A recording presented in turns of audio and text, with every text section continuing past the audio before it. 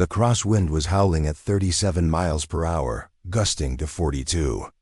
Every experienced marksman on the range had already packed up their equipment, shaking their heads at the impossible conditions. But Rachel Martinez remained perfectly still behind her rifle, her breathing steady and controlled, as her spotter's voice crackled through the radio with obvious frustration. "Before we jump back in, tell us where you're tuning in from. And if this story touches you, make sure you're subscribed because tomorrow I've saved something extra special for you." "Wind's too strong, Martinez. No one's making this shot today. Pack it up." What happened next would become legend among the most elite shooting circles in the country. Because when the dust settled and the spotting scope confirmed what seemed physically impossible, everyone present would realize they had just witnessed something that defied every principle they thought they understood about long-range precision shooting. But to understand how that moment came to be, you have to know about the quiet woman who had been dismissed, overlooked, and underestimated by virtually everyone at the prestigious Blackstone Precision Shooting Academy for the better part of 8 months.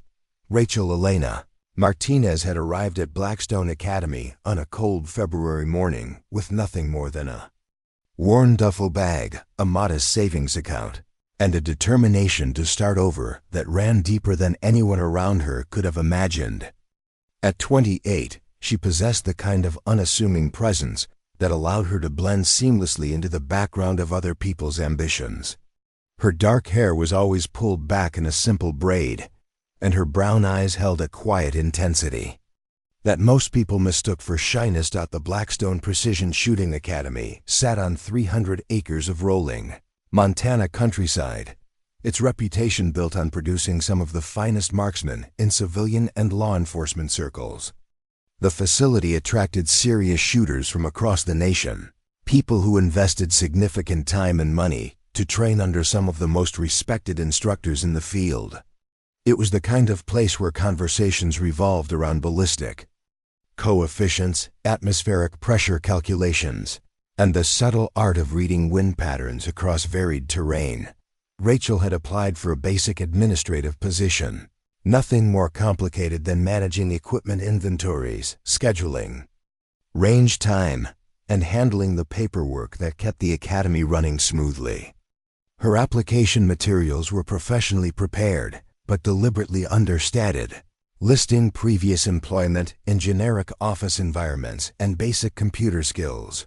What they didn't include were the specific details that might have raised questions she wasn't prepared to answer. The Academy student body consisted primarily of law enforcement officers seeking advanced training, competitive shooters preparing for national championships, and wealthy enthusiasts who could afford the Academy's premium instruction fees. Most were men, and they had developed their own culture over the years before Rachel's arrival. It was a culture built on technical expertise, competitive achievement, and the kind of masculine camaraderie that came from shared pursuit of precision under pressure. From her first week, Rachel noticed how conversations would shift when she entered a room, not from hostility, but from a kind of polite dismissal that suggested her presence was neither threatening nor particularly relevant to their interests. She organized training schedules with methodical efficiency, maintained equipment logs with surgical precision, and handled the constant stream of administrative details that allowed the academy to function smoothly. Yet somehow her competence seemed to make her even more invisible to the people around her. The students had developed their own nickname for her within the first month. "Paper Girl," they called her behind her back, a reference to her administrative duties that somehow managed to be both dismissive and oddly affectionate. She would catch fragments of conversations as she moved through the facility, discussions about wind calls and elevation adjustments that she followed with unconscious understanding, though she never contributed to these technical debates.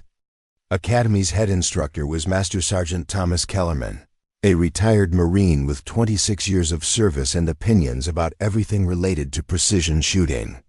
He had served multiple tours overseas and carried himself with the kind of quiet authority that came from having trained some of the military's most elite marksmen.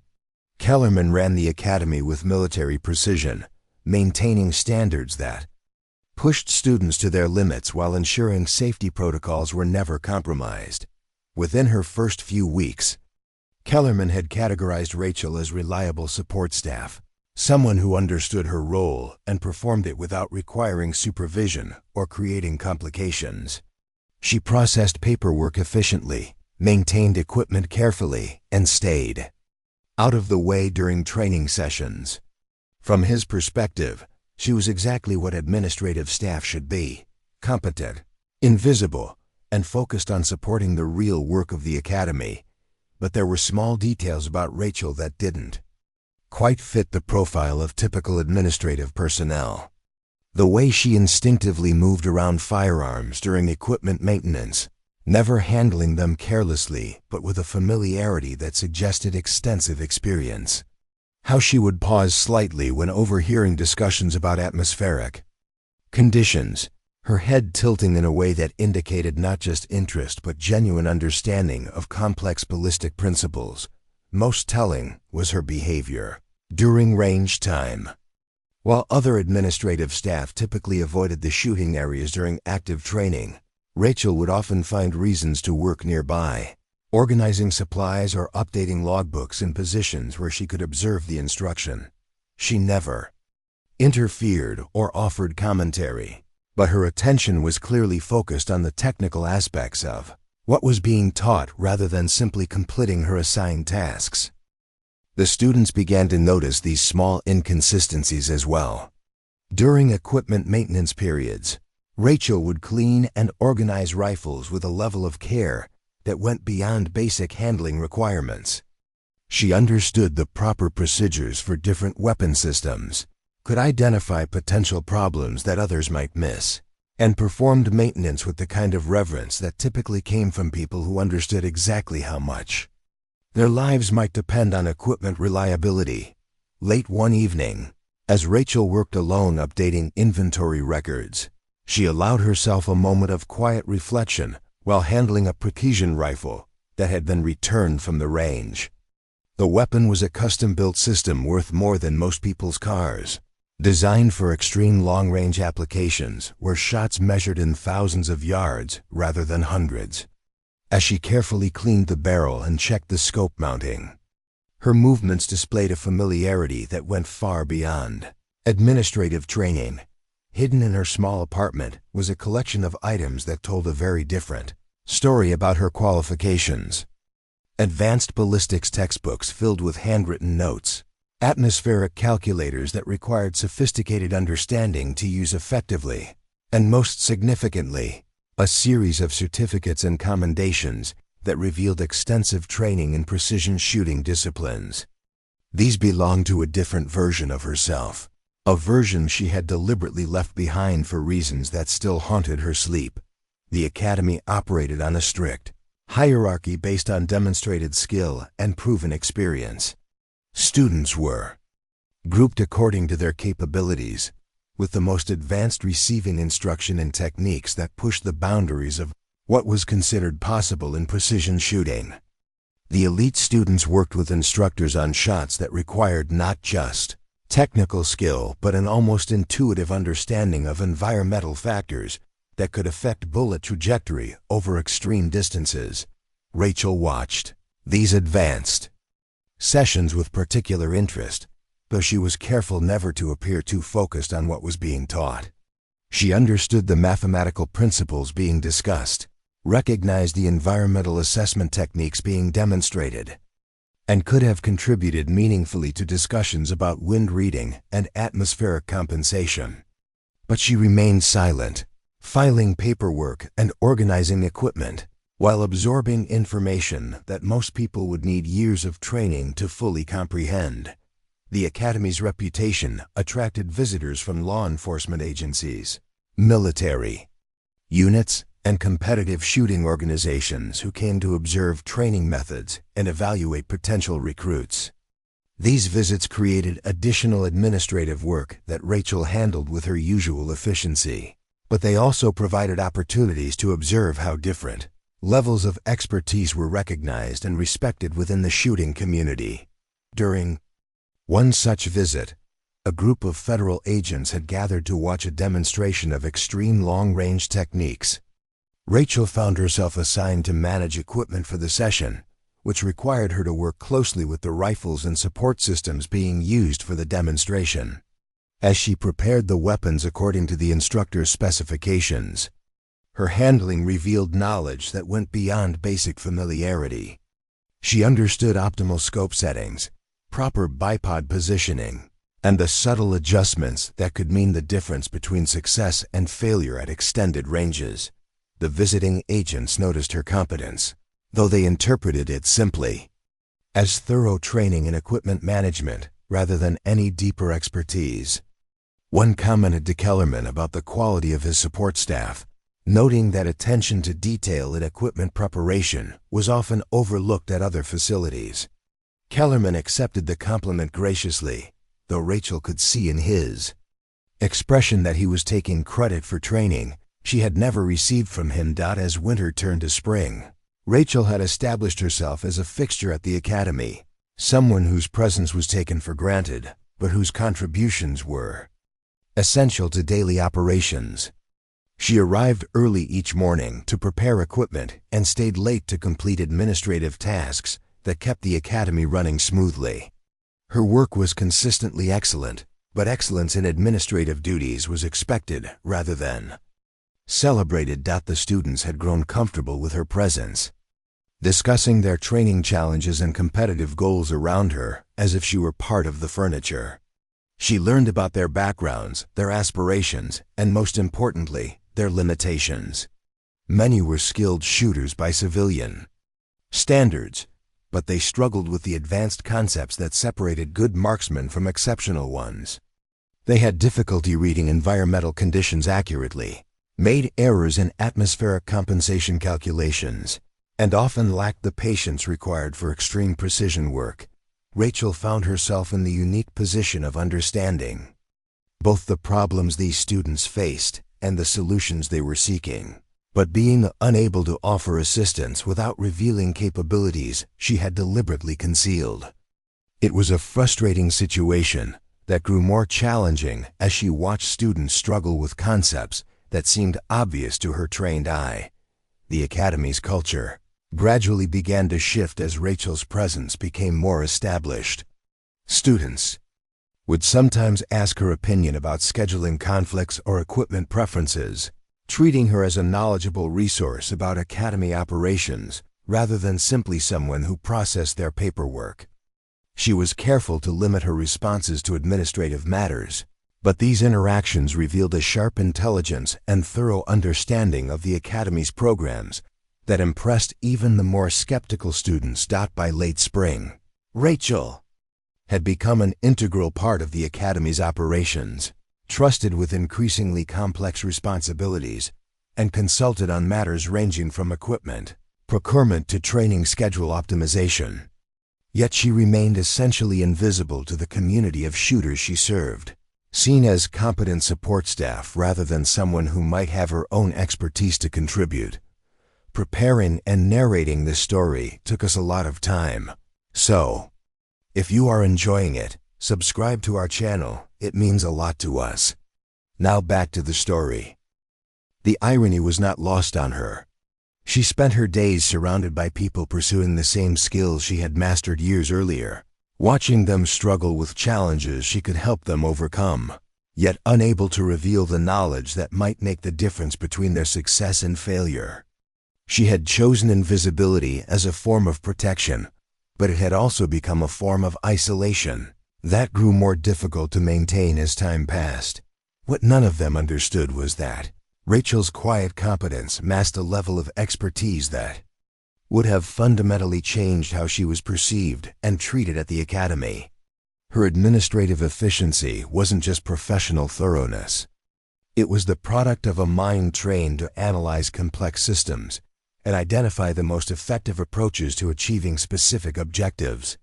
Her familiarity with equipment wasn't just good training. It was the result of years spent depending on similar tools in situations where failure could have fatal Consequences. As summer approached and the academy prepared for its most challenging training programs, Rachel continued her careful balancing act between competence and invisibility. She had no way of knowing that this delicate equilibrium was about to be disrupted by circumstances that would force her to choose between maintaining her carefully constructed anonymity and revealing capabilities that would change everything. About her relationship with the academy and everyone in it, the dynamic at Blackstone Academy shifted dramatically in early June with the arrival of Derek Sullivan, a former Army Ranger turned competitive shooting instructor who came with impressive credentials and an even more impressive ego. Sullivan had been recruited specifically to head the Academy's new Elite Precision program, a course designed for the most advanced students and backed by significant corporate sponsorship. At 35, he possessed the kind of commanding presence that filled rooms and demanded attention. Along with a reputation for producing championship-level marksmen, Sullivan's background was legitimately impressive. He had served 8 years in special operations, participated in numerous overseas deployments, and transitioned to civilian life as a sought-after instructor for high-end shooting schools. His competitive achievements included multiple national championships and several world records in long-range precision events. When he spoke about ballistics, atmospheric conditions, or shooting techniques, people listened with the respect typically reserved for recognized experts. But Sullivan also brought with him a management philosophy that relied heavily on establishing clear hierarchies and maintaining strict boundaries between different levels of personnel. He believed that excellence required focus, and focus required eliminating distractions from people who weren't directly contributing to training objectives. Within his first week at the academy, he had made it clear that support staff should be seen but not heard, present when needed but invisible otherwise. Rachel's first direct interaction with Sullivan came during a routine equipment inventory session. She was cataloging rifles that had been returned from the range, performing the detailed maintenance checks that ensured everything would be ready for the next day's training. Sullivan entered the equipment room unexpectedly, apparently looking for a specific rifle he wanted to examine. "Excuse me," he said, his tone carrying the kind of authority that expected immediate compliance. "I need the Macmillan TAC-50 that was used this morning. Where would I find that?" Rachel looked up from her logbook, noting that Sullivan was already reaching for the rifle she had been inspecting. "Sir, that particular rifle hasn't completed post-use maintenance yet. I was just checking the barrel condition and scope alignment after today's session." Sullivan paused, his expression shifting to something between surprise and annoyance. "I'm sorry, did I ask for a maintenance report? I need to examine the rifle, not discuss its condition with administrative staff." The dismissal was polite but unmistakable. Rachel stepped aside, allowing Sullivan to take the rifle, but something in her posture suggested she wasn't entirely comfortable with the interaction. "Of course, sir. I'll complete the maintenance documentation after you're finished." Sullivan spent several minutes examining the rifle, checking various components with the practiced eye of someone who understood precision weapons intimately.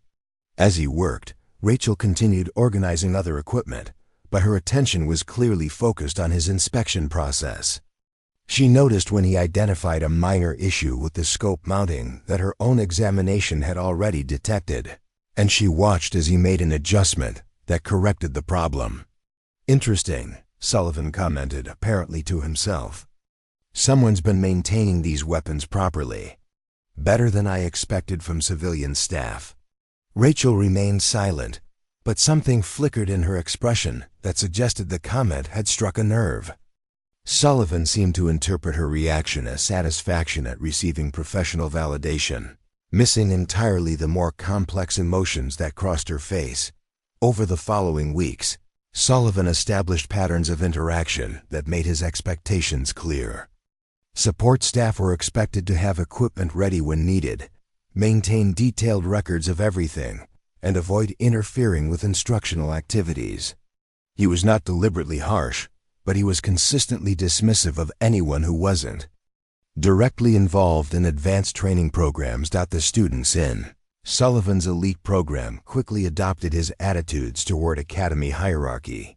They began treating administrative staff as service providers rather than colleagues, making requests that sounded more like orders and showing little interest in the people who made their training possible.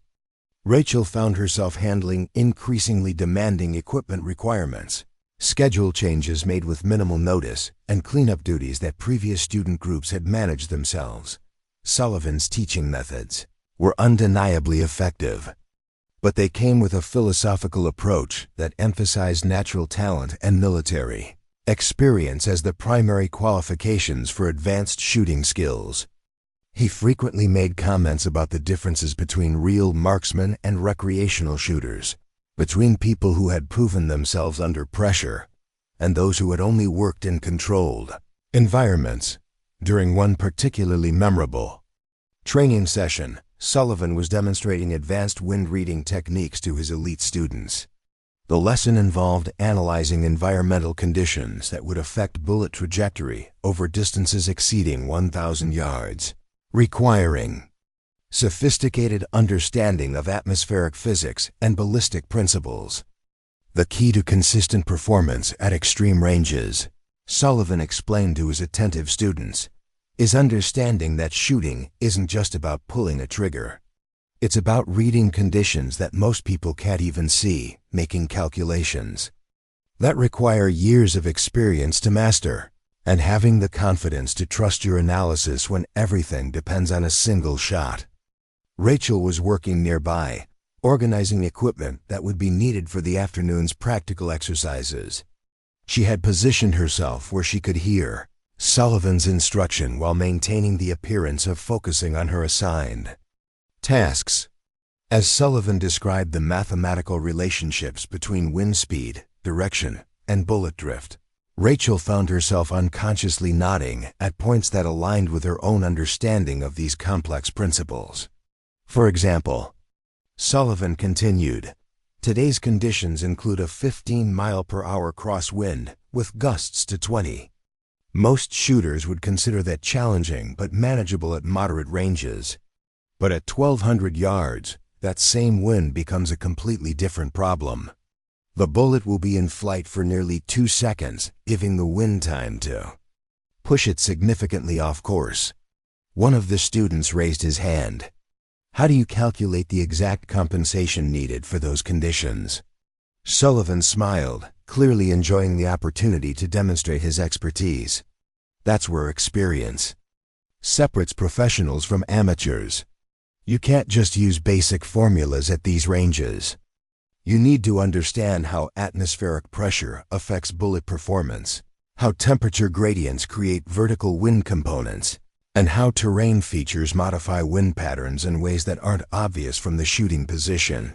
As Sullivan worked through increasingly complex examples, Rachel continued her equipment organization, but her movements had become more deliberate. She was clearly processing every detail of the instruction, understanding not just the concepts being discussed, but also the subtle errors in Sullivan's explanations that indicated gaps in his own knowledge. The breakthrough moment came when Sullivan made a significant mistake in his wind compensation calculations. He was working through a hypothetical scenario involving a shot at 1,500 yards in challenging conditions, and his mathematical analysis contained an error that would result in a miss by several feet. The students copied his calculations, dutifully unaware that they were learning incorrect information that could undermine their performance in real applications. Rachel stopped her work entirely, her attention now completely focused on Sullivan's instruction. The error was obvious to her trained eye, but correcting it would require revealing knowledge that she had carefully concealed since arriving at the academy. She watched as Sullivan completed his flawed demonstration, saw the students accept his incorrect guidance, and realized that remaining silent meant allowing these advanced students to internalize techniques that would limit their potential effectiveness. Internal conflict was visible in her expression. though none of the students were paying attention to administrative staff. Sullivan had created a situation where Rachel's expertise could genuinely help the people around her, but using that knowledge would inevitably raise questions about her background that she wasn't prepared to answer. Sullivan concluded his demonstration with obvious satisfaction, confident that he had provided his students with valuable advanced training.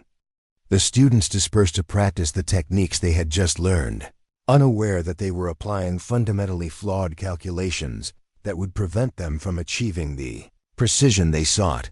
Rachel remained in the equipment area, organizing supplies with unusual intensity while processing what she had just witnessed. Sullivan's instruction was generally competent, and his students were genuinely trying to learn, but the specific errors she had identified would create problems that might not become apparent until these students attempted to apply their training. In high-stakes situations, the situation crystallized Sullivan's approach to academy operations and his expectations for personnel hierarchy. He was an effective instructor for students who fit his preconceptions about talent and background, but he had little interest in input from people he had categorized as support staff. His dismissive attitude toward Rachel wasn't personal. It was systematic, based on assumptions about roles and capabilities that he never questioned. As the days passed, Sullivan's influence on academy culture became more pronounced. Advanced students began adopting his attitudes toward support staff, treating administrative personnel as invisible unless their services were immediately needed. The collaborative atmosphere that had characterized the academy under Kellerman's leadership gradually shifted toward a more rigid hierarchy that emphasized technical credentials over demonstrated competence. Rachel found herself increasingly isolated from the community of shooters she served, seen as useful for logistical support, but irrelevant to serious discussions about shooting techniques or training methodologies. Her suggestions about equipment optimization were politely ignored. Her observations about student progress were dismissed as outside her area of expertise, and her presence during training sessions was tolerated rather than welcomed. The irony deepened as Sullivan's students struggled with concepts that Rachel understood intuitively. She watched them make preventable errors, saw them develop bad habits that would limit their advancement, and recognized problems in their training that could be easily corrected with proper guidance. But Sullivan's rigid hierarchy made it impossible for her to contribute the knowledge that might help them succeed. Sullivan himself remained unaware of the expertise he was dismissing. His interactions with Rachel were professionally courteous, but fundamentally disinterested, focused on ensuring that administrative functions supported his training programs without creating complications.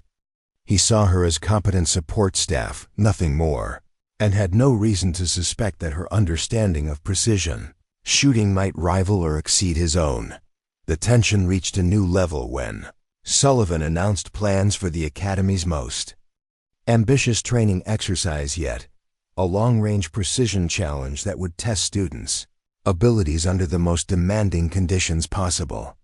The exercise would involve shots at distances up to 2,000 yards, with environmental factors specifically chosen to challenge even experienced marksmen. Rachel learned about the exercise while processing the equipment requisitions Sullivan had submitted. The specifications revealed an ambitious plan that would push students and equipment to their limits, but they also contained several assumptions about environmental conditions that Rachel recognized as potentially problematic. Sullivan was planning the exercise based on historical weather data that didn't account for seasonal variations that could create much more challenging conditions than he anticipated. As she reviewed the details, Rachel realized that Sullivan was potentially setting his students up for failure by underestimating the difficulty of the conditions they would face. The exercise was designed to be challenging but achievable, but actual environmental factors might make success impossible for students using the techniques Sullivan had taught them. For the first time since arriving at the academy, Rachel found herself facing a situation where her silence might contribute to genuine failure rather than simply limiting potential success. Sullivan's students had invested significant time and money in training that was supposed to prepare them for elite-level performance, but they were about to face conditions that would expose the limitations of their instruction. The question was whether Rachel could find a way to help without revealing capabilities that would fundamentally change her relationship with everyone at the academy. Sullivan had created a dynamic where her expertise was not just unrecognized, but actively dismissed, leaving her with limited options for contributing to outcomes she knew could be improved. As summer progressed and the date for Sullivan's ambitious exercise approached, Rachel continued her careful balancing act between invisibility and competence. But she could feel the situation building toward a confrontation that would force her to choose between maintaining her anonymity and preventing failures that her knowledge could help avoid. Sullivan remained confident in his plans and dismissive of input from anyone outside his circle of advanced students and fellow instructors. He had no idea that the quiet administrative assistant organizing his equipment possessed knowledge that could determine whether his ambitious exercise would demonstrate the effectiveness of his training methods or expose their fundamental limitations. Sullivan's influence at Blackstone Academy grew more pronounced as summer deepened, and with it came a systematic campaign to reshape the facility's culture according to his vision of professional excellence. What had begun as dismissive attitudes toward support staff evolved into something more deliberate and targeted, particularly where Rachel was concerned. Sullivan had developed what he considered an efficient management strategy: identify weak links in the organizational structure and either strengthen them through pressure or eliminate them entirely. The first indication that Rachel had become a specific focus came during a facility-wide meeting Sullivan called to discuss operational efficiency improvements. The gathering included all instructors, advanced students, and support staff, creating an unusual situation where the academy's entire hierarchy was assembled in one room. Sullivan used the opportunity to outline his vision for streamlined operations that would eliminate what he termed unnecessary complications in training procedures. Excellence requires focus, Sullivan announced from his position at the front of the room, his voice carrying the authority of someone accustomed to command. We've identified several areas where current procedures create inefficiencies that distract from our primary mission of developing elite marksmen. Moving forward, we'll be implementing changes designed to ensure that every person and every process contributes directly to training objectives. Rachel sat with other administrative staff, listening as Sullivan outlined modifications that would fundamentally alter her daily responsibilities. The new procedures required support personnel to arrive 2 hours earlier each day to prepare equipment according to more detailed specifications. They would also be responsible for comprehensive post-training documentation that included technical assessments previously handled by instructors. The changes were presented as improvements to training quality, but their practical effect was to significantly increase workload for support staff while reducing their direct interaction with students and instructors. Rachel recognized the strategy immediately: create conditions demanding enough that inadequate personnel would either improve dramatically or remove themselves voluntarily. Additionally, Sullivan continued, his gaze settling momentarily on Rachel. All equipment maintenance will now require verification by certified personnel before weapons are returned to service. We cannot afford to have training compromised by inadequate attention to technical details. The implication was unmistakable. Despite months of flawless equipment maintenance, Rachel's work would now be subject to additional oversight that suggested her competence was questionable.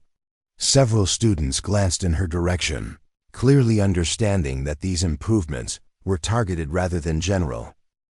After the meeting, James Patterson, one of the more experienced students, approached Rachel as she gathered her materials. Patterson was a former police sniper who had been training at the academy for 6 months. and he had always treated administrative staff with professional respect. "Those new procedures seem pretty demanding," Patterson said quietly, ensuring their conversation wouldn't be overheard. "The documentation requirements alone will probably add hours to your daily workload." Rachel nodded, though her expression remained neutral. "I'm sure we'll manage to meet whatever standards are required." Patterson studied her face carefully. Over the months, he had noticed details about Rachel that others seemed to miss. Her familiarity with equipment went beyond basic maintenance, training, and her understanding of technical discussions was more sophisticated than typical administrative personnel demonstrated. "The thing is," Patterson continued, "I've been watching how you handle equipment maintenance, and your work has always been exceptional. Better than some facilities with certified armorers, actually.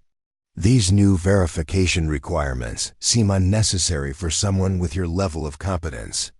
It was the first time anyone had directly acknowledged the obvious targeting Rachel was experiencing. She appreciated Patterson's observation, though she was careful not to reveal the extent of her understanding about the situation's implications. "Mr. Sullivan has extensive experience," Rachel replied diplomatically. "I'm sure his procedures will improve the overall training quality." Patterson wasn't satisfied with the diplomatic response. "Look, I've been in law enforcement for 15 years, and I know what targeted harassment looks like. Sullivan is building a case to either force you out or create grounds for dismissal. The question is why?" Over the following week, Sullivan's campaign intensified systematically. Rachel found herself assigned to increasingly complex tasks with unrealistic deadlines, often receiving instructions that conflicted with previous directives or required resources that weren't readily available.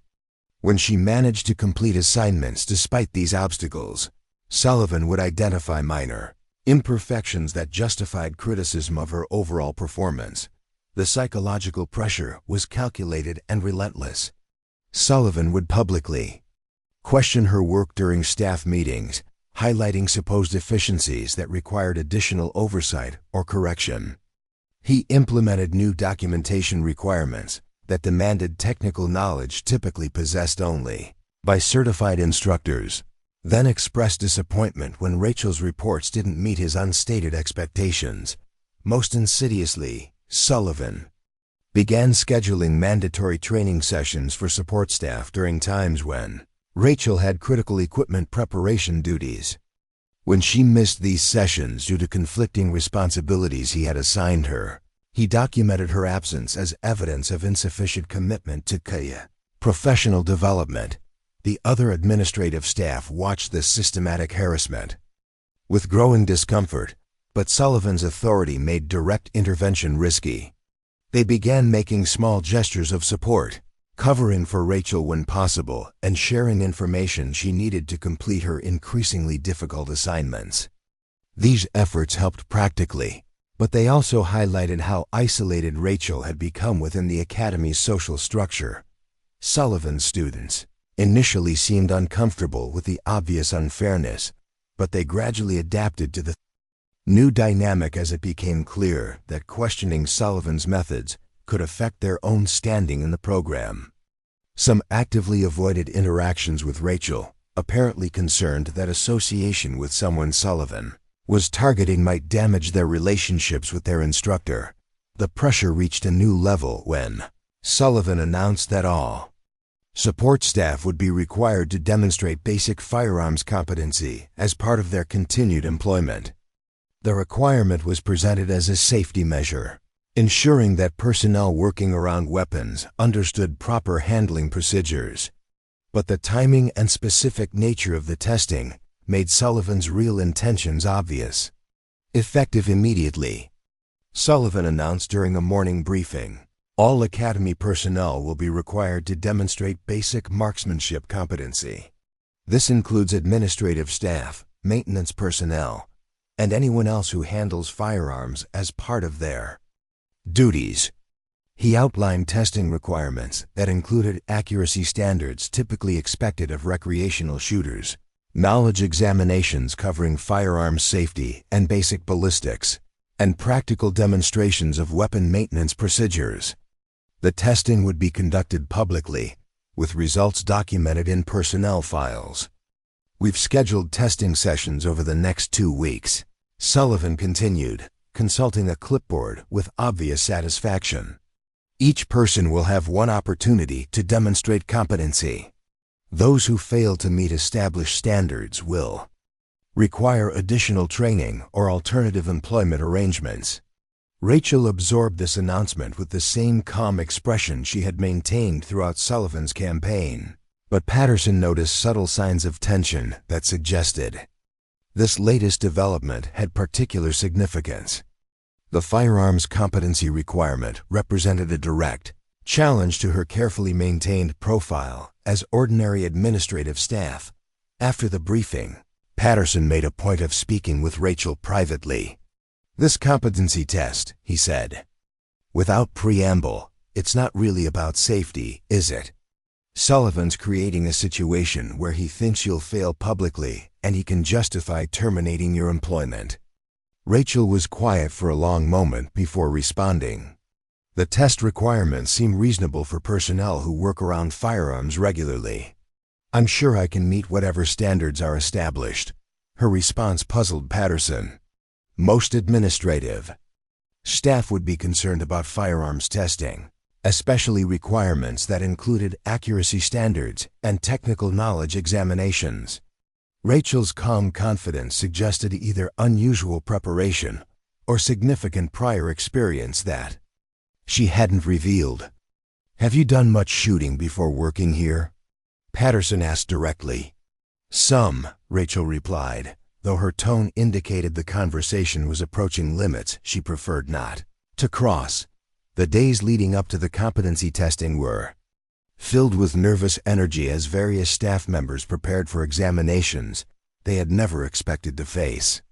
Sullivan had arranged for the testing to be conducted during normal training hours, ensuring that students and instructors would be present to observe support staff attempting to demonstrate skills outside their supposed areas of expertise.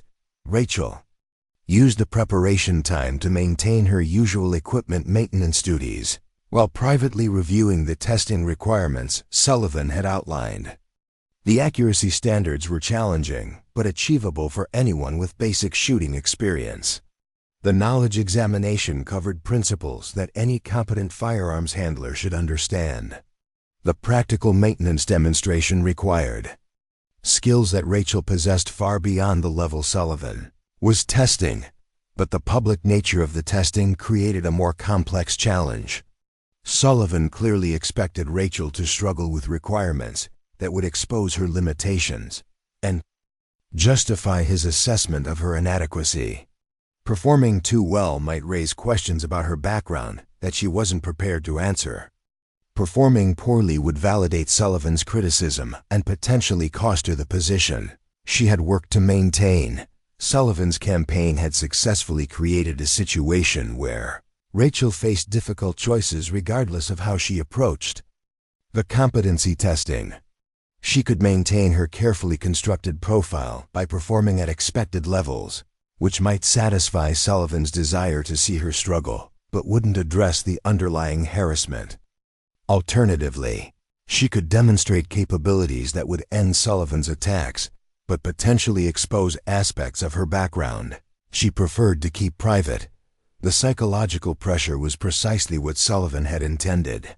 He had identified what he perceived as Rachel's weakness, her administrative background and supposed lack of firearms expertise, and created conditions designed to exploit that weakness publicly.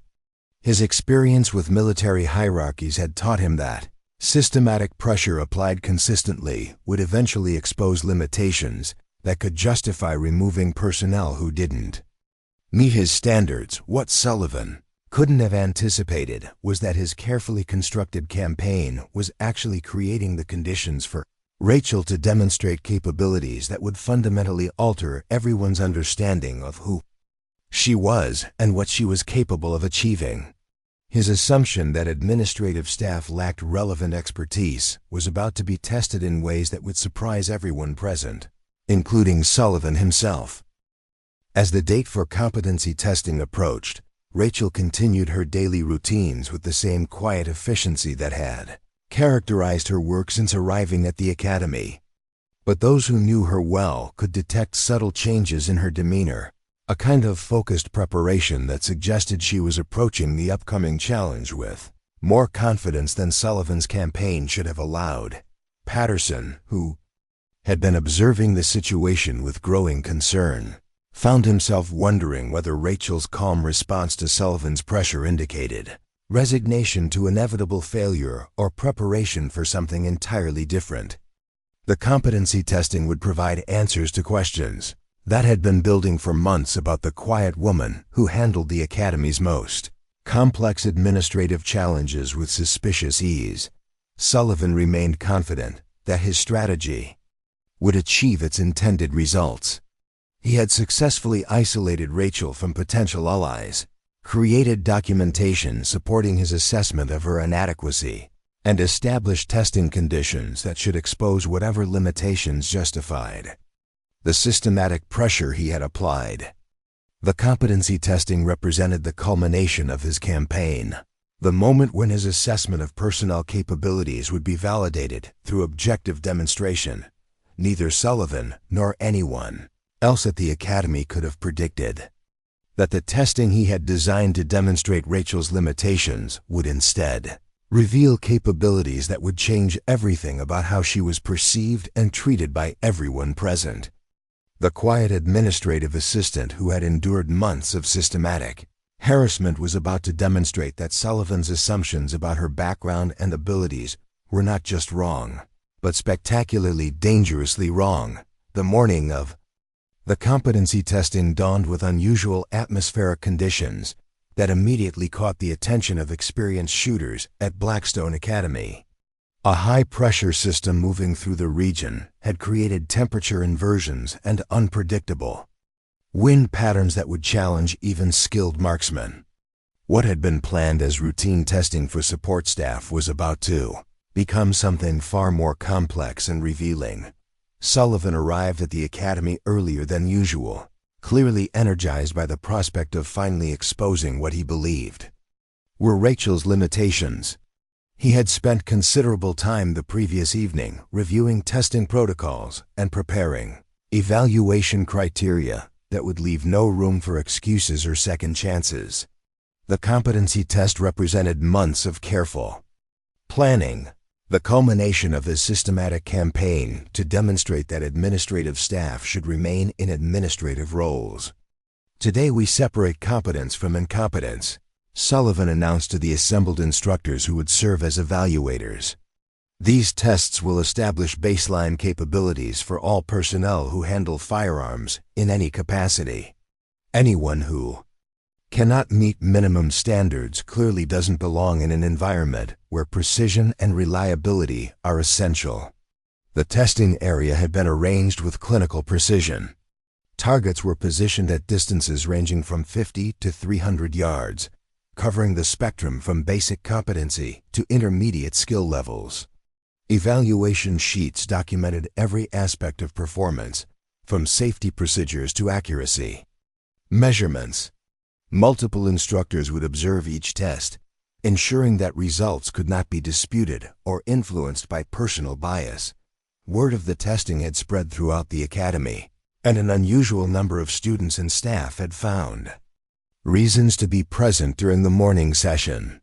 Some came out of genuine curiosity about how support personnel would handle firearms challenges.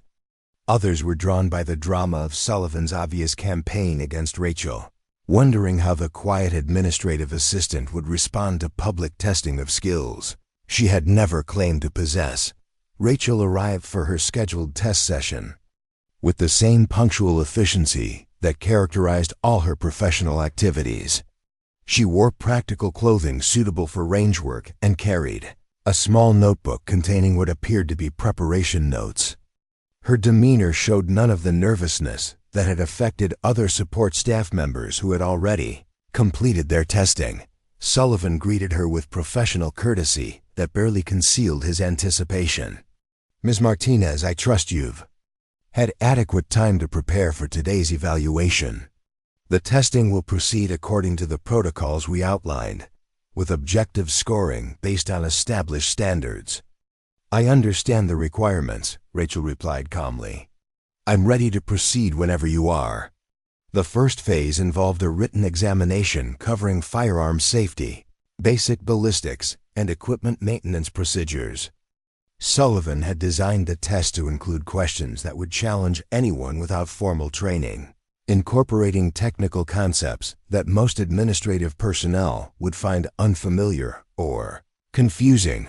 Rachel completed the written portion in less than half the allotted time, her responses demonstrating not just familiarity with required concepts, but sophisticated understanding that went well beyond minimum competency levels. When Sullivan reviewed her answers, his expression shifted from confident anticipation to puzzled concern. Every response was not only correct, but showed depth of knowledge that suggested extensive formal training. "Interesting," Sullivan muttered, though he was careful to keep his voice low enough that observers couldn't hear his surprise. "Let's proceed to the practical evaluation." The practical testing began with basic firearms handling, requiring Rachel to demonstrate safe loading, unloading, and maintenance procedures for various weapon systems. This portion was designed to identify anyone who lacked fundamental competence with firearms, the kind of basic safety knowledge that Sullivan assumed administrative personnel would struggle to demonstrate convincingly.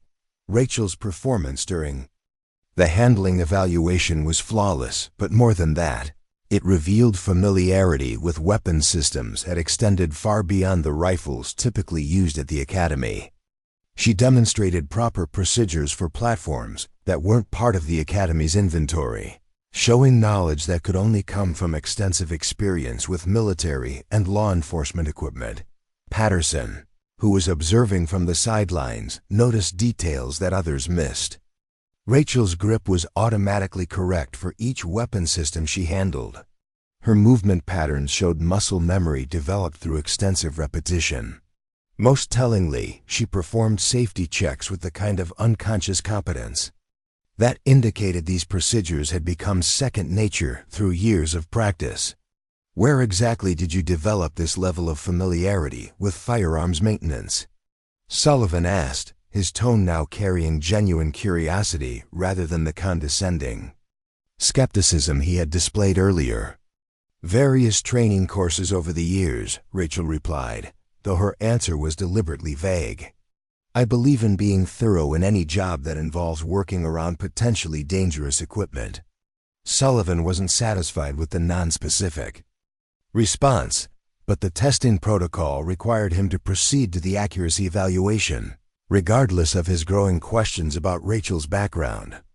The marksmanship portion would involve shooting at multiple distances with different weapon systems, providing objective measurements that would definitively establish her actual capabilities. The accuracy testing began at 50 yards with a standard precision rifle, using conditions that any recreational shooter should be able to handle successfully. Sullivan expected Rachel to demonstrate basic competence at close range before struggling with longer distances that required more sophisticated skills. Rachel's first shot produced a perfect center hit. Her second shot landed within a quarter-inch of the first. By the time she had completed the 50-yard stage, her group measured less than half an inch, performance that would be impressive for competitive shooters with years of experience. Assembled observers had grown noticeably quiet. What they were witnessing was not basic competency, but exceptional skill that raised fundamental questions about who Rachel really was and what her actual background might include. Several students exchanged glances that suggested they were reassessing everything they thought they knew about the quiet administrative assistant. Sullivan moved the testing to 100 yards, then 200, watching with growing amazement as Rachel's performance remained consistently excellent. Her shooting demonstrated not just accuracy, but sophisticated understanding of ballistic principles, environmental compensation, and advanced marksmanship techniques that typically required extensive formal training to master. At 300 yards, shooting conditions that challenged experienced marksmen, Rachel continued to produce groups that would qualify for competitive shooting events. Her performance was so far beyond the minimum competency requirements that Sullivan began to suspect he was witnessing something approaching professional-level expertise. "This is remarkable shooting," Patterson commented to another observer. "I've been training here for months, and I couldn't produce groups like that consistently."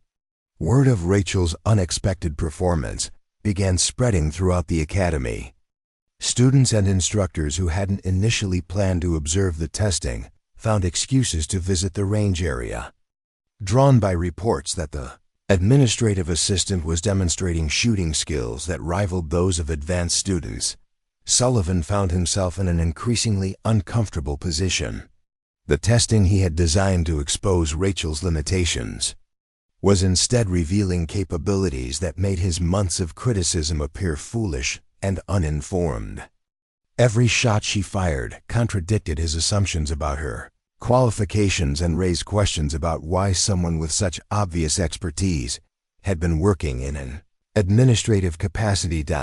But the real shock came when Rachel completed the required testing and asked a question that changed everything about the situation Sullivan thought he had created. "Sir," Rachel said, setting down the rifle she had been using with obvious familiarity, "I noticed that today's environmental conditions are quite challenging. The temperature inversion is creating unusual wind patterns that would affect long-range accuracy significantly. Would it be possible to attempt some shots at extended distances to better demonstrate how these conditions impact ballistic performance?" The request was delivered with calm professionalism, but its implications were staggering. Rachel was not just asking to continue shooting.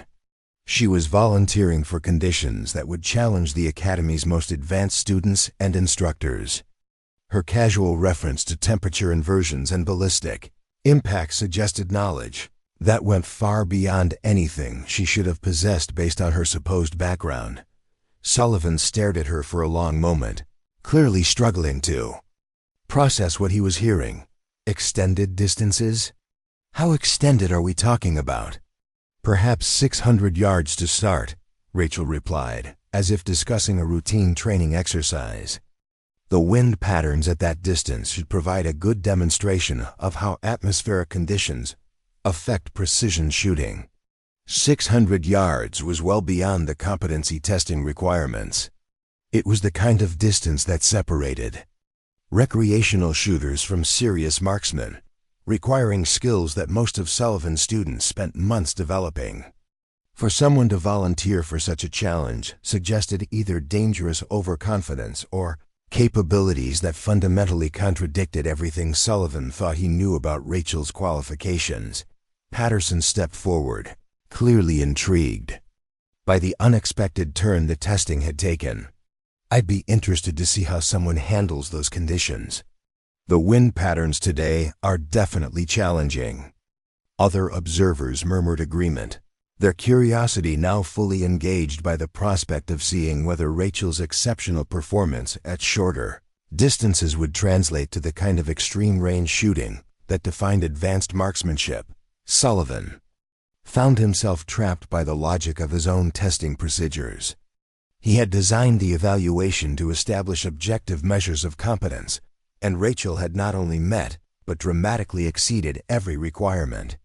Refusing her request to attempt more challenging shots would appear arbitrary and defensive, particularly given the growing audience of Academy personnel who were clearly fascinated by her unexpected abilities. "Very well," Sullivan said, though his voice carried uncertainty rather than the confidence he had displayed earlier. "We can arrange targets at 600 yards. But I want to be clear that this is beyond the scope of required testing. You're under no obligation to attempt shots at that distance." Rachel smiled, a subtle expression that somehow transformed her entire appearance. "I understand completely, sir." but I think it would be valuable for everyone to see how challenging conditions affect long-range accuracy. It's an excellent learning opportunity." As preparations began for the extended range demonstration, Sullivan realized that his carefully planned campaign to expose Rachel's limitations had instead created a situation where her true capabilities would be revealed to the entire Academy community. The quiet administrative assistant who had endured months of systematic harassment was about to demonstrate skills that would fundamentally alter everyone's understanding of who she was and what she was capable of achieving. The atmosphere around the range had shifted from routine evaluation to something approaching anticipation. Students and instructors gathered to observe what had become an impromptu demonstration of advanced marksmanship under challenging conditions. Everyone present understood they were about to witness something significant, though none of them could have predicted just how dramatically the next few minutes would change their perception of Rachel Martinez. Sullivan stood with his spotting scope, preparing to call shots at a distance that would test the limits of equipment and expertise. He had no way of knowing that he was about to observe a shooting that would expose not just his own limitations as an instructor, but the fundamental errors in judgment that had characterized his treatment of Rachel since arriving at the Academy.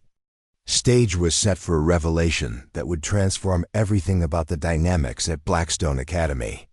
Rachel had accepted Sullivan's challenge and expanded it into something that would demonstrate capabilities she had kept hidden for months. The quiet woman who had been dismissed as inadequate support staff was about to show everyone present exactly what they had been overlooking. The 600-yard target stood like a distant postage stamp against the Montana landscape, barely distinguishable through the heat shimmer and atmospheric distortion that marked one of the most challenging shooting days in Blackstone Academy's recent history. Rachel Martinez approached the firing line with movements that had subtly transformed from the careful efficiency of administrative work to something far more purposeful and precise. The wind gauge registered sustained velocities of 28 miles per hour with gusts spiking past 35, creating conditions that would challenge world-class competitive shooters. The atmospheric pressure had been dropping steadily throughout the morning, and the temperature differential between ground level and higher altitudes was creating vertical wind components that most marksmen never learned to calculate properly. Sullivan positioned himself behind the spotting scope with growing unease, his earlier confidence replaced by genuine curiosity about what he was about to witness. Around the firing line, an unprecedented gathering of Academy personnel had assembled, drawn by reports that were spreading through the facility faster than anyone could have anticipated.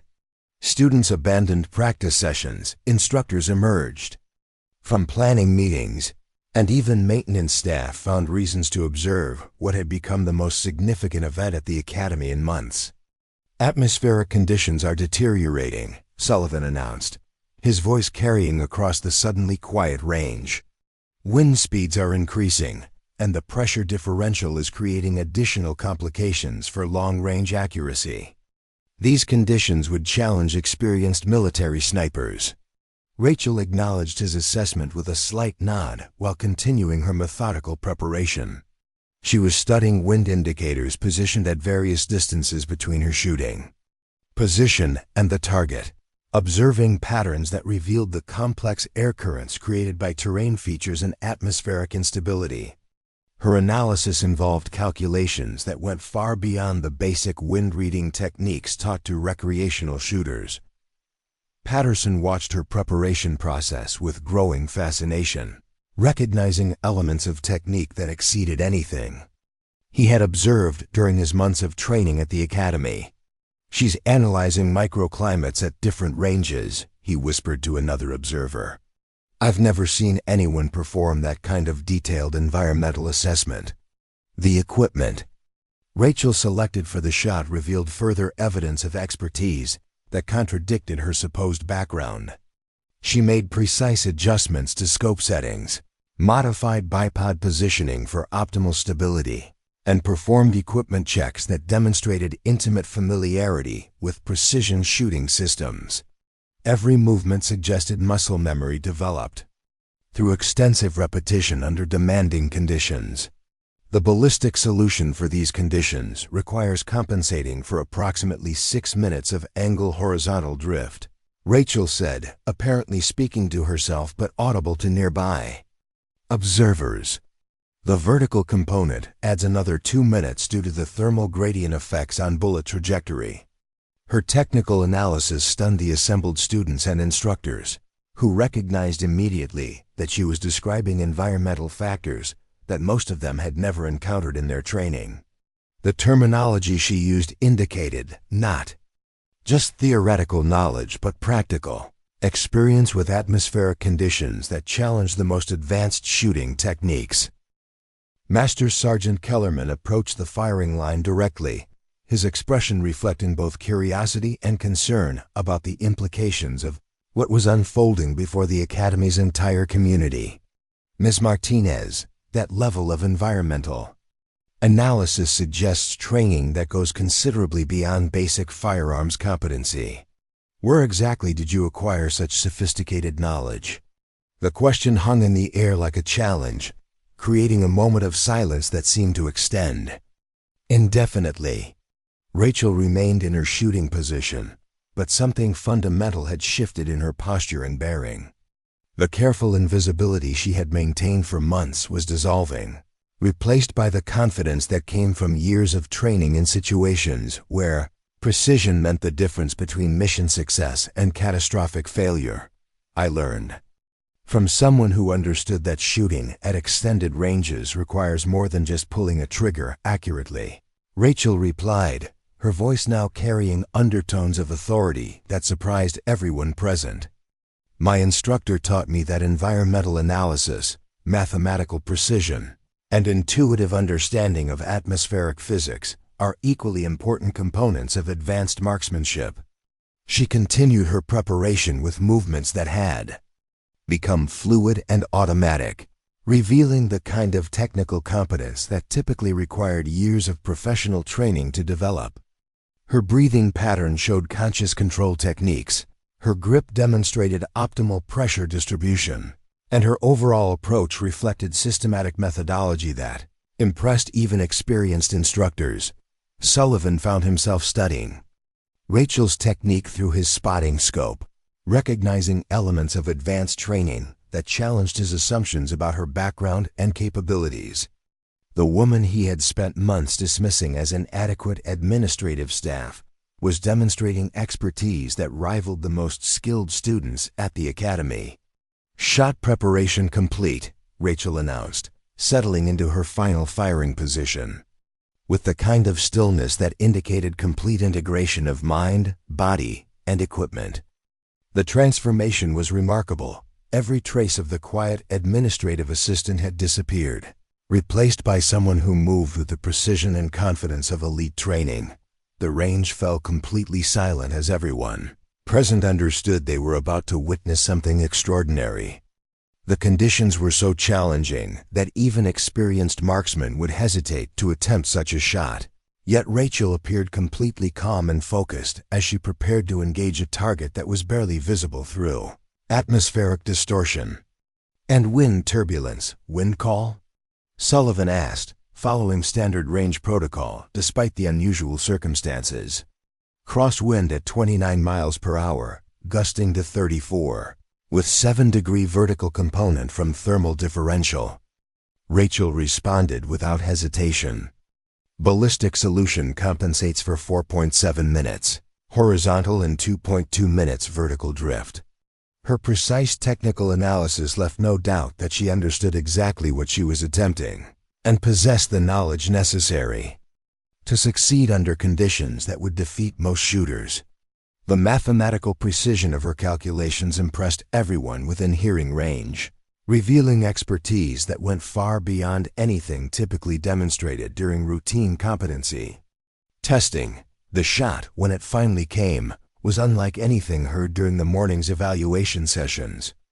There was a quality to the report that experienced marksmen recognized immediately, the sound of complete technical mastery, perfect coordination between shooter and equipment, and absolute confidence in the ballistic solution being applied.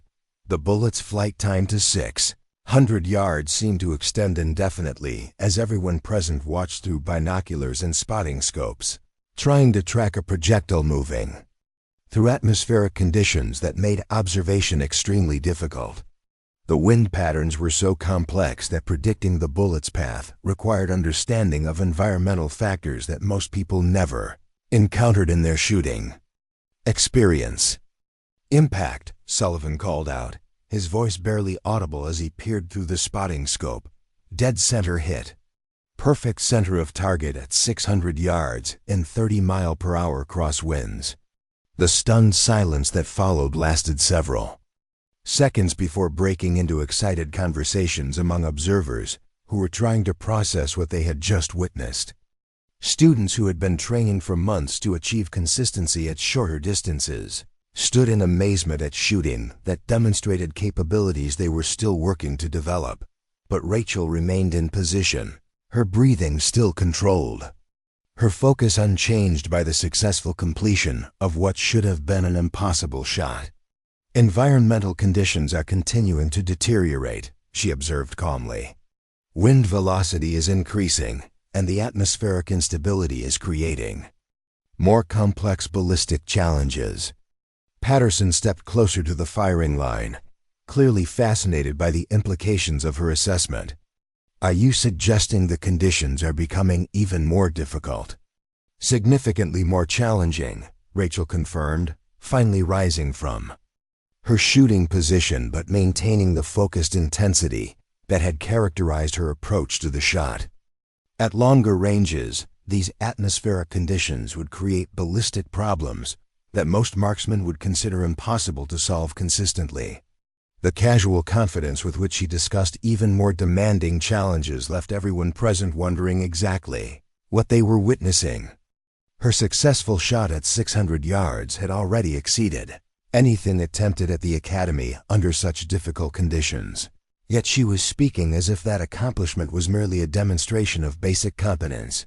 Sullivan found his voice, though it carried none of the authority he had displayed during the morning's testing procedures.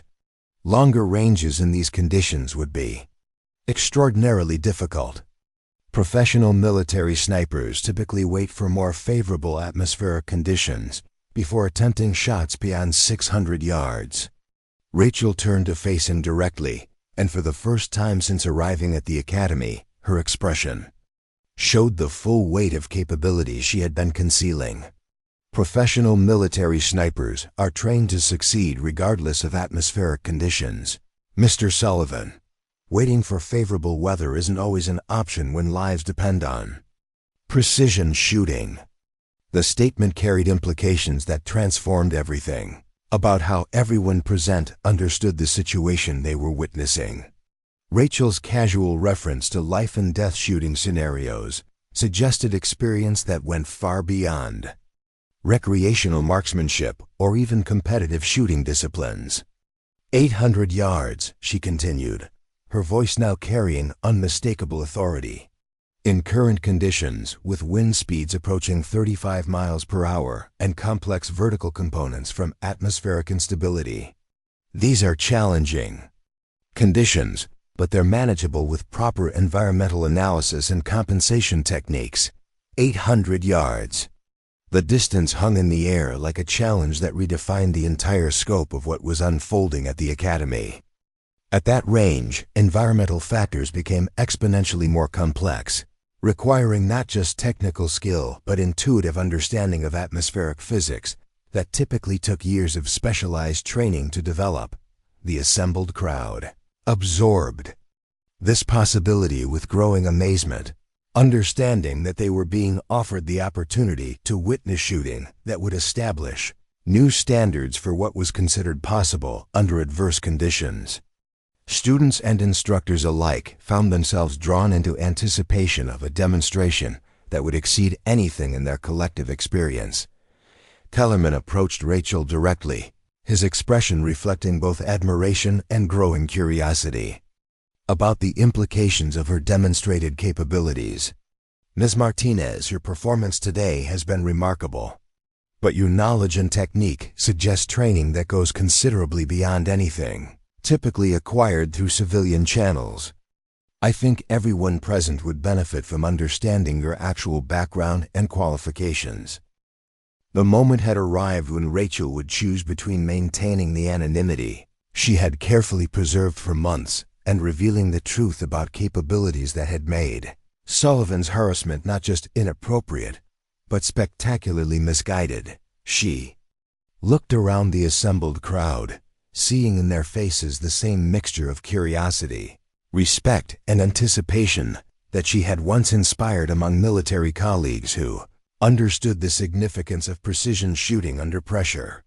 For the first time since leaving her previous life, Rachel felt the possibility of being recognized for who she actually was rather than dismissed for who people assumed her to be. The decision, when it came, would change everything about her relationship with everyone at Blackstone Academy and establish a new foundation for respect, based on demonstrated excellence rather than preconceived limitations. The revelation of Rachel's true identity sent shockwaves through Blackstone Academy that extended far beyond the shooting range. Within hours, word had spread to every corner of the facility that the quiet administrative assistant whom Sullivan had systematically harassed was actually a decorated Special Forces sniper with combat experience and training that exceeded anyone. Currently at the Academy, Master Sergeant Kellerman called an emergency meeting with all senior staff, his expression grim as he reviewed the documentation that had arrived from military personnel offices following inquiries about Rachel's service record. The file that spread across his desk painted a picture of exceptional service that made Sullivan's months of criticism appear not just inappropriate, but professionally catastrophic. Staff Sergeant Rachel Elena Martinez, Kellerman read aloud. To the assembled instructors. 8 years active duty, Special Operations Forces. Distinguished graduate of Advanced Sniper School, Ranger School, and Airborne Qualification Course. 3 combat deployments with confirmed kills at ranges exceeding 1,500 meters. Silver Star recipient for actions under fire during Operation Enduring Freedom. The silence in the room was deafening. Every instructor present understood the implications of what they were hearing. Rachel possessed credentials that placed her among the most elite marksmen in military history. Yet she had been treated as incompetent support staff by someone whose own qualifications paled in comparison. Sullivan sat rigidly in his chair, his face ashen as the full scope of his misjudgment became clear. For months, he had built a campaign designed to expose what he believed were Rachel's limitations, never suspecting that he was actually targeting someone whose expertise in precision shooting far exceeded his own. Her final evaluation report, Kellerman continued, describes her as one of the most naturally gifted marksmen encountered in 25 years of military service, and recommends her for assignment to elite counter-sniper operations. He looked up from the file, his expression mixing anger with disbelief. This is who you've been harassing for the past 4 months, Derek. The documentation revealed additional details that made Sullivan's treatment of Rachel even more egregious. Her departure from military service had nothing to do with inadequate performance or failure to meet standards. She had requested discharge following her father's death in a training accident, choosing to leave a promising military career to deal with personal grief rather than continuing special operations roles. Patterson, who had been invited to the meeting as a witness to recent events, shook his head in disgust. So she came here looking for peace, trying to start over in a civilian job, and instead got months of systematic harassment from someone who didn't bother to properly review her background. The situation is worse than harassment, Kellerman replied coldly. Derek's actions constitute professional misconduct that could have legal implications for the Academy. We're potentially facing discrimination lawsuits, veterans advocacy investigations, and damage to our reputation that could affect our certification and funding. The broader implications were becoming clear as Academy leadership grappled with the fallout from Sullivan's campaign. Several students had already begun discussing the situation with family members, and word was spreading through the civilian shooting community about how a decorated veteran had been treated at what was supposed to be a primer training facility. Corporate sponsors who supported the Academy's advanced programs were asking pointed questions about facility management and personnel policies. Military organizations that had partnerships with Blackstone were expressing concern about whether the Academy maintained appropriate respect for veterans and their service records. "What's our legal exposure?" asked one of the senior instructors. Clearly worried about the potential consequences for everyone associated with the Academy, Kellerman consulted with the Academy's legal counsel before responding. "Substantial. We have documented evidence of discriminatory treatment, harassment based on assumptions about capabilities, and creation of a hostile work environment for a protected veteran." Rachel would have grounds for multiple lawsuits that could result in significant financial penalties. The meeting continued with discussions about damage control, policy revisions, and measures needed to prevent similar situations in the future. But everyone present understood that the real issue wasn't procedural. It was the fundamental failure of judgment that had allowed systematic harassment of someone whose service record demanded respect rather than criticism. Meanwhile, Rachel found herself at the center of attention she had spent months trying to avoid. Students approached her with questions about advanced techniques, instructors sought her insights on training methodologies, and Academy personnel who had previously ignored her administrative role now treated her with the deference typically reserved for recognized experts. The transformation was both welcome and overwhelming. After months of invisibility, Rachel was suddenly being consulted on curriculum development, equipment procurement, and training protocols that could benefit from her extensive experience. The knowledge she had kept hidden was now being recognized as a valuable resource that could enhance the Academy's programs. But the attention also brought challenges she hadn't anticipated.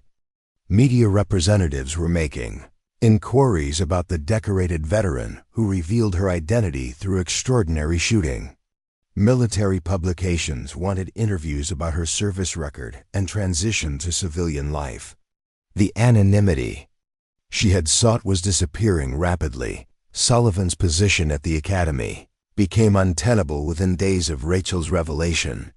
Students in his advanced program began questioning his instruction methods, comparing his techniques unfavorably to what they had learned about Rachel's approach to precision shooting. Several requested transfers to different instructors, citing loss of confidence in Sullivan's expertise. The Academy's board of directors convened an emergency session to review Sullivan's employment status and determine appropriate consequences for his misconduct.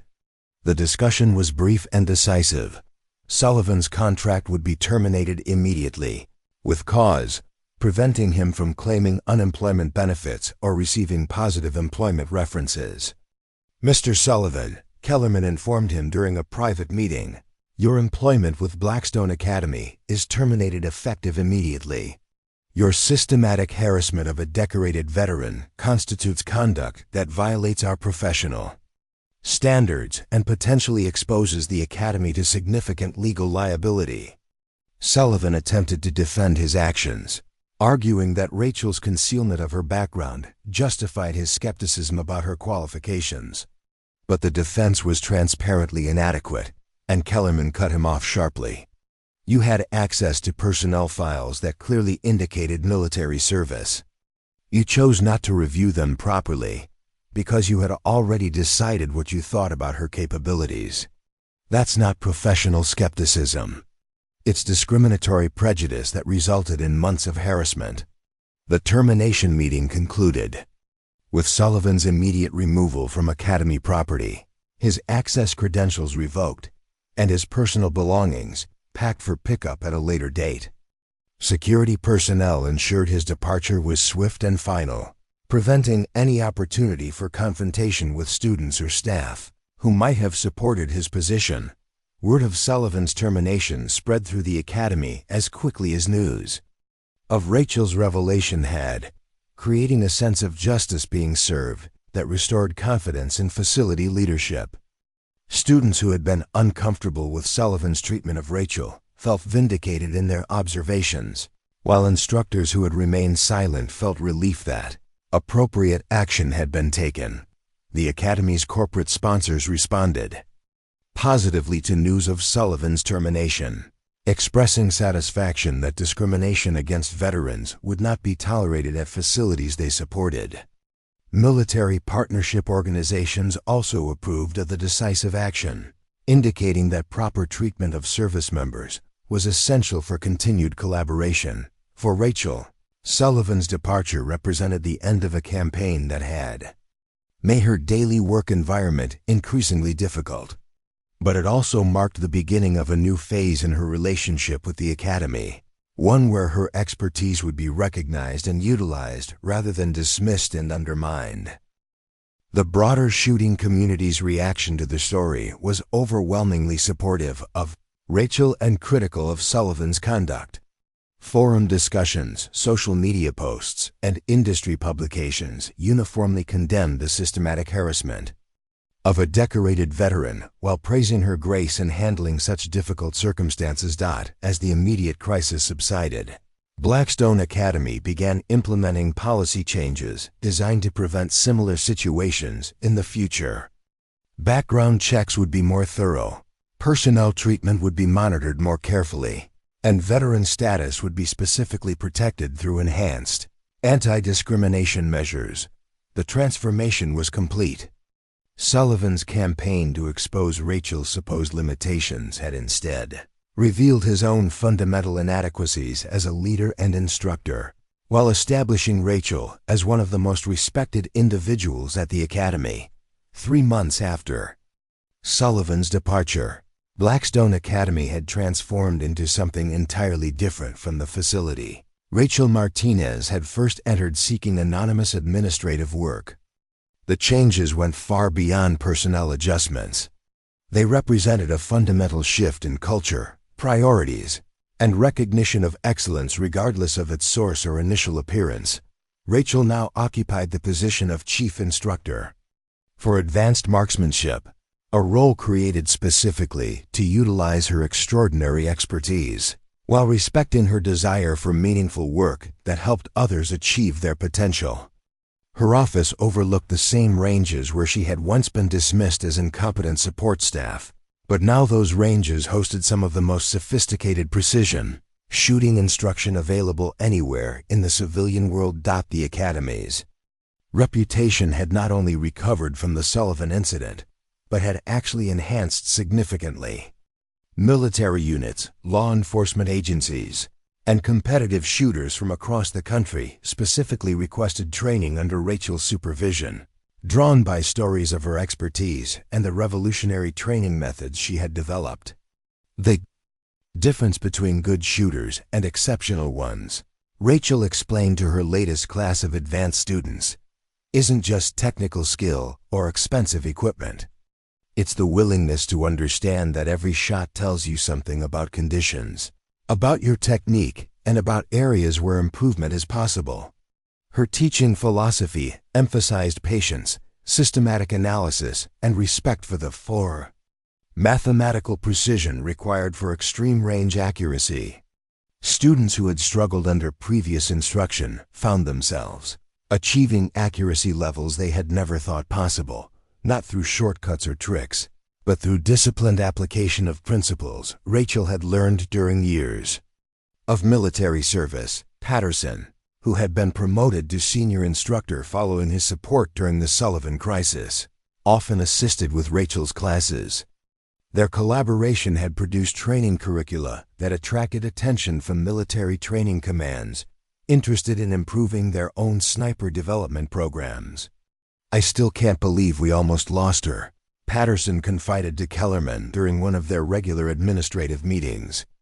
"If Sullivan had succeeded in forcing her out, we would have lost access to knowledge that most facilities couldn't acquire at any price."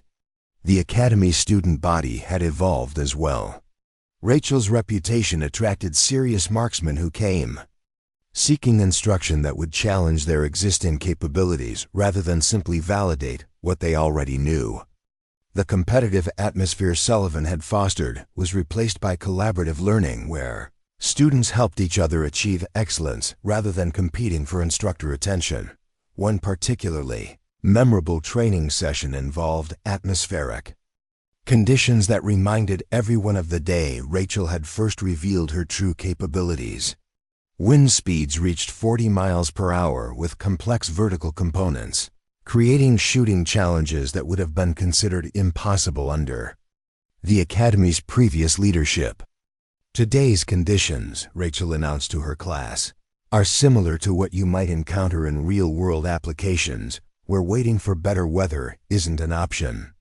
We'll use these challenging conditions as opportunities to practice environmental analysis techniques that separate professional marksmen from recreational shooters.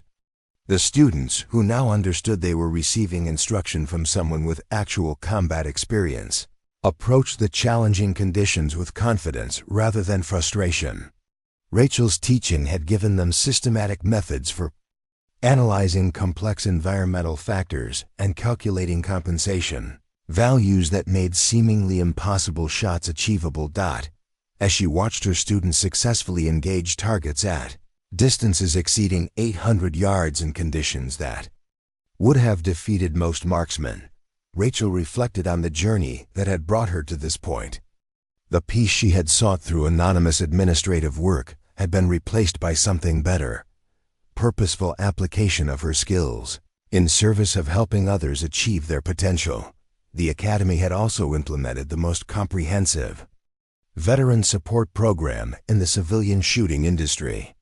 Rachel had insisted that military experience be recognized and respected, regardless of how recently service members had transitioned to civilian careers or what positions they currently held. Her own experience had demonstrated how easily valuable expertise could be overlooked when people made assumptions based on current roles rather than actual capabilities.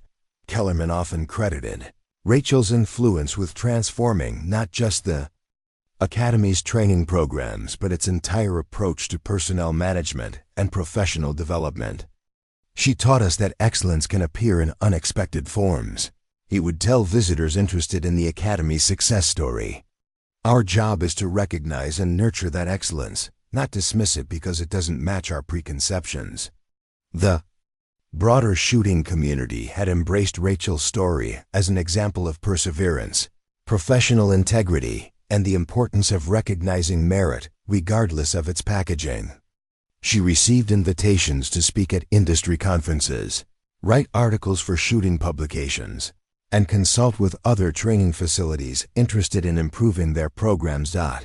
But perhaps the most meaningful recognition came from her former military colleagues who had followed her civilian career with interest and pride. A delegation from her old unit visited the Academy to observe her training methods and express appreciation for how she was continuing to serve by developing the next generation of precision marksmen. Martinez always had a gift for teaching. Her former commanding officer told Kellerman during the visit, "We knew when she left that the military was losing someone special. It's gratifying to see that talent being used to help others achieve excellence." The visit also provided Rachel with closure regarding her decision to leave military service. Seeing her former colleagues' pride in her civilian accomplishments helped resolve lingering doubts about whether she had made the right choice in requesting discharge following her father's death.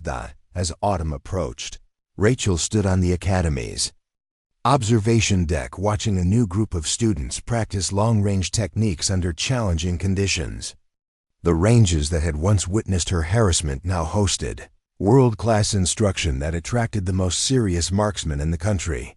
The transformation was complete, but more importantly, it was sustainable.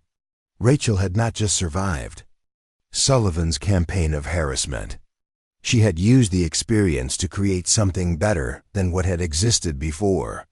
The Academy now represented the kind of facility she had hoped to find when she first arrived seeking peace and purposeful Work. Patterson joined her on the observation deck, following her gaze toward the students who were achieving accuracy levels that would have seemed impossible just months earlier. Any regrets about how things turned out? He asked. Rachel considered the question carefully. The anonymous piece she had originally sought was gone forever, replaced by recognition and responsibility that came with being acknowledged as one of the premier marksmanship instructors in the country. No regrets, she said finally. I came here looking for a way to start over, to find peace with who I used to be. What I discovered is that peace doesn't come from hiding your capabilities. It comes from using them in service of something meaningful. Below them, students continued practicing techniques that would make them more effective marksmen, better prepared for whatever challenges they might face in their professional or competitive careers. Rachel's expertise, once hidden behind administrative invisibility, now served to develop excellence in others while honoring the memory of the father who had taught her that true strength reveals itself when it's needed most. The spotter who had once called conditions too strong now watched as students routinely achieved success under circumstances that would have defeated less well-trained marksmen. The impossible had become routine through patient instruction, systematic analysis, and the recognition that expertise can emerge from the most unexpected sources when given the opportunity to flourish. Rachel Martinez had found her peace, not through anonymity, but through the satisfaction of helping others achieve their full potential while honoring the skills and values that defined her true identity. Up next, you've got 2 more standout stories right on your screen. If this one hits the mark, you won't want to pass these up. Just click and check them out. And don't forget to subscribe and turn on the notification bell so you don't miss any upload from us.